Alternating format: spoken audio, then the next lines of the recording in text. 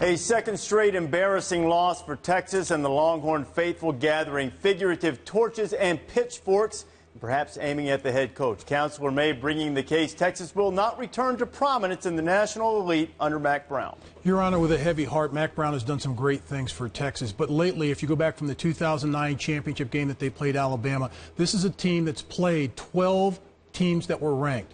They've only defeated 3 of those teams. Now, if you go back and look against Kansas State and Oklahoma since that point, they are 0-6. Look at the recruits they've lost in the state of Texas. Robert Griffin wins the Heisman Trophy at Baylor. Johnny Manziel wins the Heisman Trophy at Texas A&M. These are recruits in Mack Brown's backyard. With Texas and all their wherewithal and all their power and money, and they can get any recruit in the state, he's missing on recruits.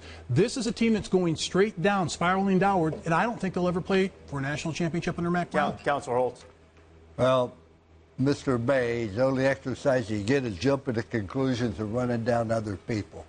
Anybody that's going to be on top is going to have difficult times. He'll say that the game is passed him by is absurd. He's always been a chairman of the board, offense coordinator, defensive coordinator. He's won everywhere he's been. What needs to happen is not to get rid of Mack Brown, to sit down with Mack Brown and say, here's the situation. Do you have the energy? Do you have the drive to get this done? The only thing I question is, if you had so much success, and you say, I just don't want to do it anymore. That should be Mack Brown's decision, not his. They tried to fire Woody Hayes in 1967. I made adamant.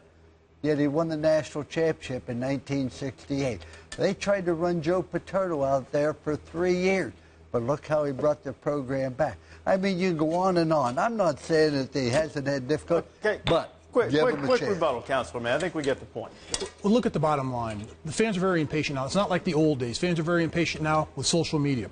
What Mack Brown has... Do the fans get to make this decision, though? The fans and the alumni, those are people that are splitting the bill and paying the bill. But the bottom line is, when you go to a team and you beat Ole Miss at 35 points at their place, come to your own place and you lose, that's an embarrassment for the program. Not only that... Quickly. He is a great leader, young man. I know some people on that football team. They're good, swollen people, learning how to lead life. He does more than just win. Until Texas gets their identity back of physical toughness at the point of attack, playing great defense, getting great quarterback play, they will not play for another national championship. That is the deciding factor right there. I'm going to rule in Counselor May's favor because of the last thing he said. Until they get their identity back and their toughness, and they stick with an identity, because you said he was chairman of the board. The chairman of the board has changed his underling time and time again. That's damn nonsense, like anything else.